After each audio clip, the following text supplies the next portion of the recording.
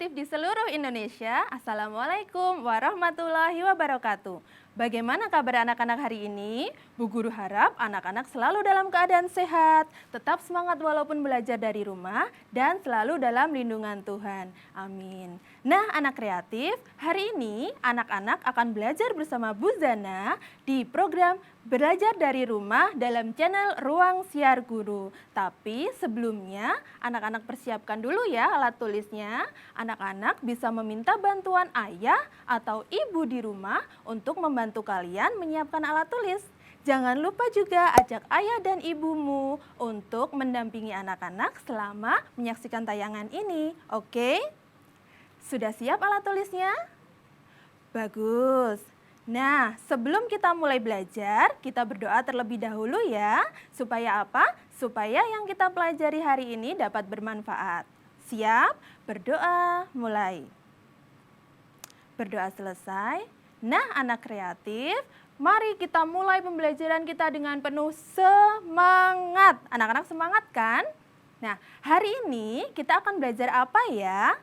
Hari ini kita akan belajar tentang sifat pertukaran atau sifat komutatif pada perkalian. Ayo, siapa yang masih ingat tentang sifat komutatif pada penjumlahan?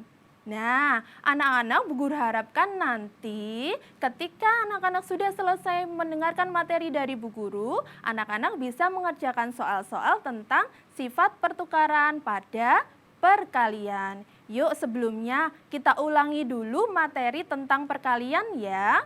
Coba sekarang anak-anak perhatikan di layar anak-anak masing-masing. Nah, anak-anak sudah memperhatikan layar anak-anak masing-masing ya. Di situ ada gambar apa, Nak? Ada gambar seorang ibu yang sedang berbelanja di pasar. Ibu tersebut kira-kira membeli apa ya? Betul, ibu tersebut membeli apel. Nah, apel-apel yang dibeli oleh ibu dimasukkan ke dalam keranjang. Ada beberapa keranjang. Setiap keranjang berisi buah apel yang jumlahnya sama banyak. Coba kita lihat keranjang-keranjang apel yang dibeli oleh ibu tadi.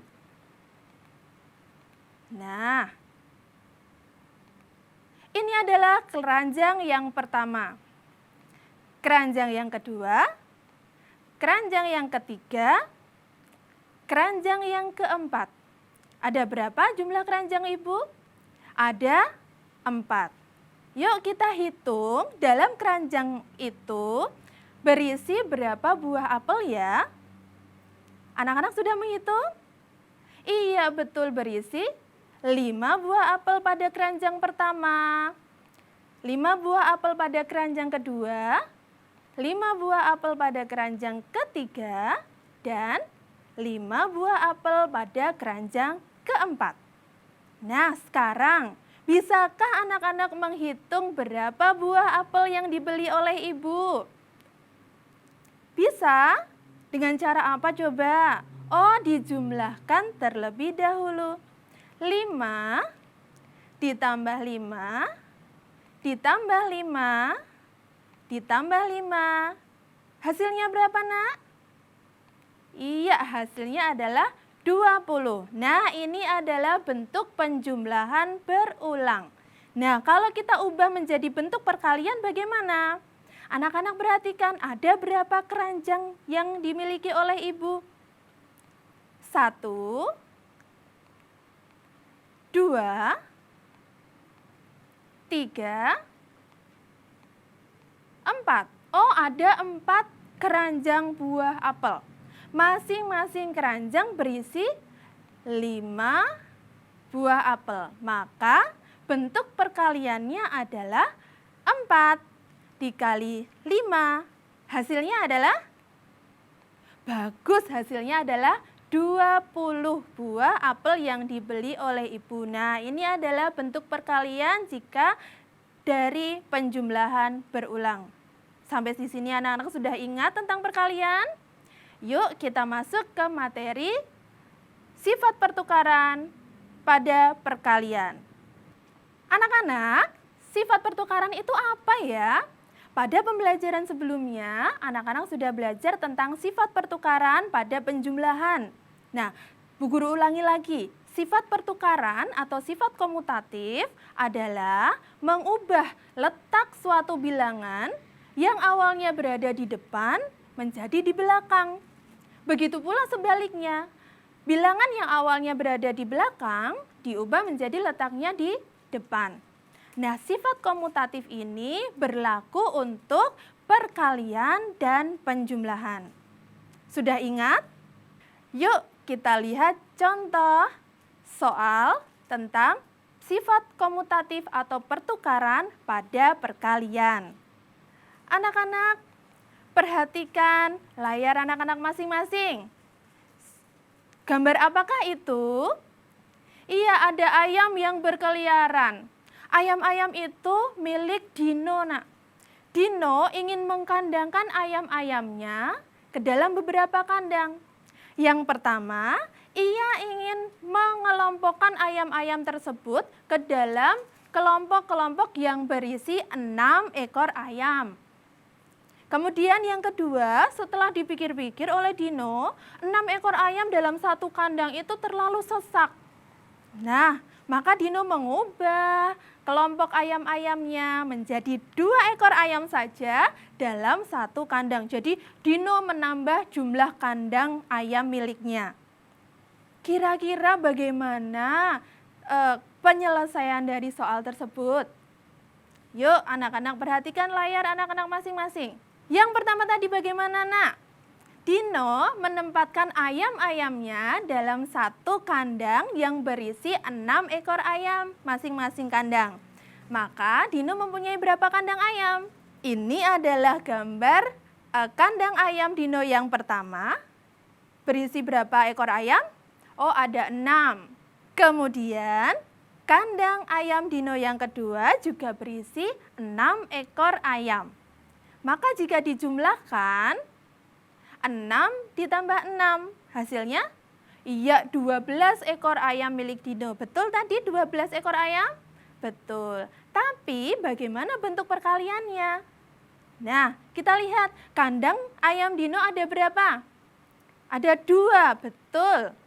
Kemudian jumlah ayam pada masing-masing kandang ada berapa? Oh, ada 6. Maka bentuk perkaliannya adalah 2 dikali 6. Hasilnya berapa, Nak? Hasilnya adalah 12. Kemudian Dino mengubah kelompok ayam-ayamnya menjadi 2 ekor ayam saja dalam satu kandang. Kita lihat bagaimana ya. Oh, ini kandang yang pertama. Kandang yang kedua. Kandang yang ketiga. Kandang yang keempat. Kemudian kandang yang kelima dan yang terakhir kandang yang keenam. Ada berapa kandangnya? Ada 6. Coba apakah betul jumlahnya ada 12? 2 ditambah 2 ditambah 2 ditambah 2 ditambah 2 ditambah 2 hasilnya berapa? 12? Masa? Ya, kita lihat bentuk perkaliannya dulu. Ada berapa kandang ayam yang dimiliki oleh Dino? Ada 6, betul. Setiap kandang berisi berapa ayam? Oh, berisi 2 ekor ayam. Kita kalikan, Nak. 6 dikali 2, jumlahnya ada berapa? Ada 12. Nah, dari A dan B ini anak-anak perhatikan coba apakah ada kesamaan? Iya, sama-sama hasilnya adalah 12. Yang pertama, 2 kali 6 sama dengan 12. 6 dikali 2 sama dengan 12. Maka bisa kita tarik kesimpulan bahwa 2 dikali 6 sama dengan 6 dikali 2. Nah, inilah yang disebut dengan sifat pertukaran atau sifat komutatif pada perkalian. Sampai di sini, apakah ada yang belum jelas? Ada yang belum jelas? Yuk kita mulai berlatih mengerjakan soal. Nah, untuk lebih memahami tentang sifat pertukaran atau komutatif pada perkalian, kita berlatih mengerjakan soal yuk. Yang pertama, coba anak-anak perhatikan layar anak-anak masing-masing. Ada apa ya di sana? Oh, ada keranjang-keranjang buah jeruk. Kalau tadi buah apel, sekarang buah jeruk. Nah, jumlah keranjangnya ada berapa ya yang di soal A itu? Anak-anak hitung ya. Kemudian anak-anak hitung juga jumlah buah jeruk pada masing-masing keranjang. Nah, bagaimana penulisan lambang bilangan untuk soal ini? Anak-anak hitung juga hasil perkaliannya ya. Kemudian untuk yang B, jumlah keranjangnya menjadi bertambah. Yang awalnya tadi di soal A adalah 4 keranjang buah jeruk, sekarang menjadi 6 keranjang buah jeruk.